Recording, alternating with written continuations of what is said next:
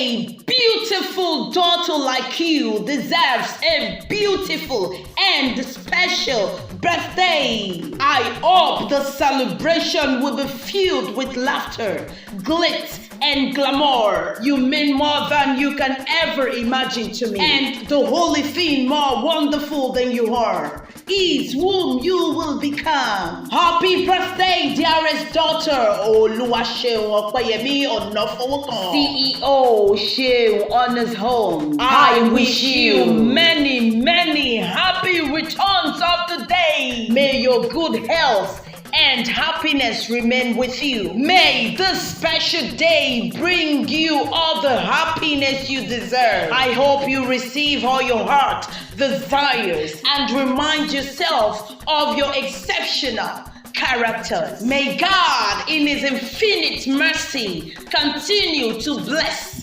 and keep you. The Lord will turn His face towards you and give you peace. Happy birthday, sexy diva, black and shine, ebony. I wish you a year of breakthrough, success, progress, and good tidings. This birthday wish is courtesy of your mom, Yeyeoge the great and beautiful mother, Sweet 16, the beautiful mother of Shubomi Ojo, long life and prosperity. Ọmọ lọ́jọ́ bí òkú ọdún òkú ìyèdùn o. Àṣeyí ṣàmọ́dún ṣẹ̀mí láṣẹ Elédùmarè ọba. Ìgbà ọdún kan ni. Kó gbó bí olóògbó ti ń gbò o. Kó pẹ́ bí pẹ́pẹ́ ti ń pẹ́. Kó dàgbà. Kó fọ́pẹ́ kó fèrèǹgì jóbi. Ó ti wá wù kó wá pẹ́ láyé tó o. Ó wà ní fojú sunkún láṣẹ Elédùmarè. Àwọ̀ rẹ̀ ò ní ṣá. Ó máa dán ní bí a ẹ̀pọ̀. Ṣẹ̀kẹ̀rẹ̀ kan kì í bá wọn ròde ìbànújẹ́. Ìbànújẹ́ ó kéré tóbi kò ní tọ́ sí ọ láṣẹ Elédùmarè. Ẹlẹ́yinjú ẹgẹ́ adúmáadán.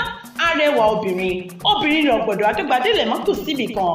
Olójú àrédè eléyín funfun kẹnẹwẹ́. Oníwà tútù bí àdàbà. Oníwà pẹ̀lẹ́ ọmọ rere abọ̀wọ̀ fágbà. Màmá rẹ̀ dáadáa ẹni bí ẹni èèyàn bí èèyàn. Ẹlẹ́rìn ẹ̀yẹ adúmáadán Sweet 16 Yeyeoge Lábísí Òjó. Owó mama Ṣùbọ́mí Òjó ọ̀rẹ́ rẹ̀ dáadáa ńlọ́rọ́ mi sí ọ o. Wọ́n pé kí n kí ọ ní gbẹ̀jẹ̀gbẹ̀jọ. Wọ́n náà ti ṣọdún yìí kó ṣe tẹ̀mí sí láṣẹ Elédùmarè. Wọ́n wá ní kí n súré mú ọ̀rẹ́ lé bàbá tó bí ọlọ́mọ nílùú Ikorodu. Ilé ọmọ Ikorodu ọ̀gá. Ọmọ oríwù ọmọ ṣàlẹ̀ jẹ̀jẹ̀ bí ẹni tí òróbìnrin rí. Ọmọ ìmàlẹ̀ afẹ́ ẹ̀lẹ́jà. Ọmọ onígbòkun àìdé ọmọ onígbòkun àjòjì ò gbọ́dọ̀ wọ̀. Mbájòjì tó bá wọ gbòòrò bàbá rẹ̀ yóò padà dẹni ìbora ni. Ọmọ akélúgbò kẹrù bẹni tó ń bẹ lójú ọ̀nà. Ǹlẹ́ ọmọ awúre fàṣẹbanu. Ọmọ akáṣọ sílẹ̀ kẹrù òbọ̀lọ́ṣẹ̀. Ọmọ adáṣọ wọlé bí òyìnbó. Ǹlẹ́ o ọmọ ìlúkú mẹ́dẹ́mẹ́dẹ́mẹ́dẹ́. Ọmọ ìlúkú mẹ́dẹ̀ẹ̀mẹ́dẹ̀. Òṣàkóòdó òkúkú pé méjì àfẹ̀lúkú mẹ́dẹ́mẹ́dẹ́. Ọmọ oníṣu mẹ́fà. Méjì ìjìjẹ méjì àìjẹ. Méjì ìtókù wọn fi ń bò ṣàtì òléyìn nínú ilé bàbá tó bí ọlọ́mọ. Ọmọ ṣàlẹ̀ jẹjẹ bí ẹni òróbìnrin rí o. Bẹ́ẹ̀ bí ogún bí ọgbọ̀n bí ìgbà bí à ń bẹ nílé bàbá rẹ̀ tọmọtọmọ. Ọmọ alágẹmọ mẹ́rìndínlógún. Ọmọ alágẹmọ ògún wọ̀yọ̀wọ̀yọ̀.